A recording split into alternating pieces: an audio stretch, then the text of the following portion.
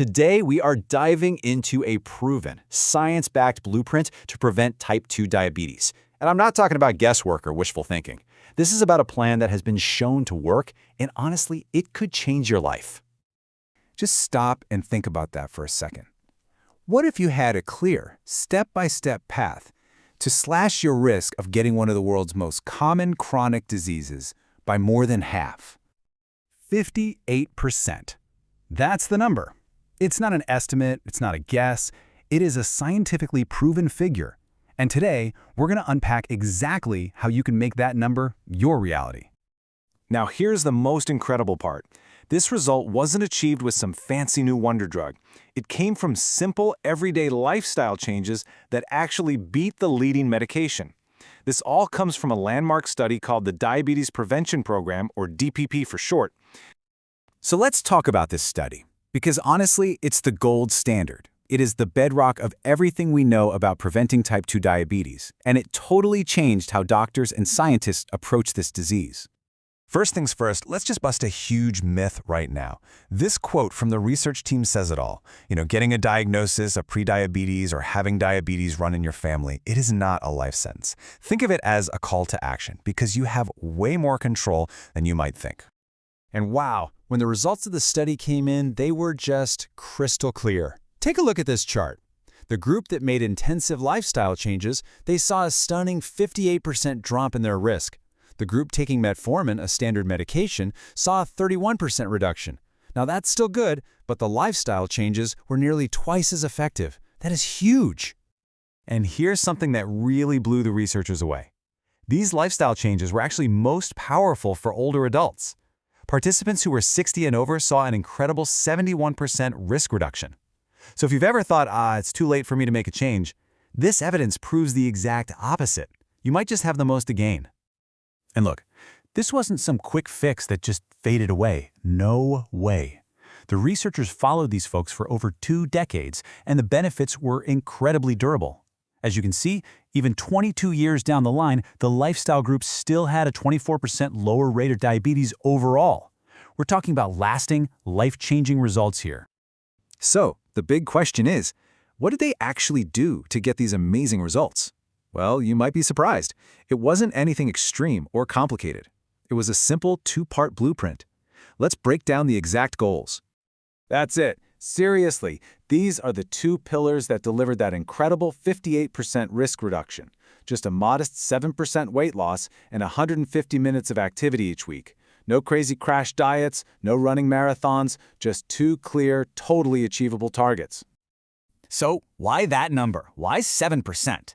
Well, it turns out it's the scientifically proven sweet spot.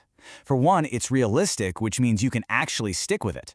But more importantly, when you start to lose weight, your body tends to get rid of visceral fat first. That's the really dangerous internal fat that wraps around your organs and messes with your insulin. So losing just a little bit of weight takes a big swing at the biggest problem. Let's make this real. What does a 7% goal actually look like? Well, as you can see, these are not intimidating numbers. If you weigh 90 kilograms, your target is just a little over 6 kilos. This is not about some dramatic overnight transformation. It's about a small, manageable adjustment that gives you a massive health payoff. Okay, pillar number 2, movement. The goal is 150 minutes a week. You can break that down however you want, maybe 30 minutes 5 times a week. The key is moderate intensity. A good rule of thumb is you should be able to talk, but you're a little breathless. And yeah, for the best results, adding some resistance training is great. But get this, and this is so crucial, the study found that exercise alone, even without any weight loss, cut diabetes risk by an incredible 44%. That's the power of just getting up and moving. So, we have our 2 main pillars, right? But a real prevention plan looks at your whole lifestyle. We also know that poor sleep and chronic stress can really throw your blood sugar out of whack.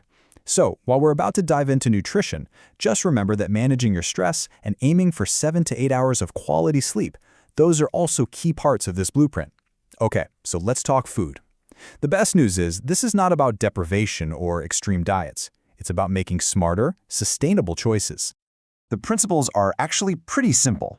You want more fiber from whole foods that slows down how quickly sugar hits your system. You want to cut back on refined carbs and sugar. And you want to focus on healthy fats and lean proteins. A super simple rule to remember is the plate method. Just try to fill half your plate with non-starchy vegetables at every single meal.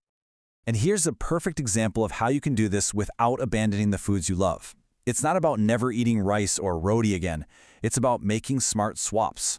Choosing brown rice instead of white, whole wheat instead of maida, and just loading up on more vegetables. These little changes really do add up to a huge impact over time. Now, this is so important. All of this amazing information is most powerful when you act on it at the right time. And for preventing diabetes, that critical moment, that window of opportunity, is when you have prediabetes. I want you to reframe how you think about prediabetes.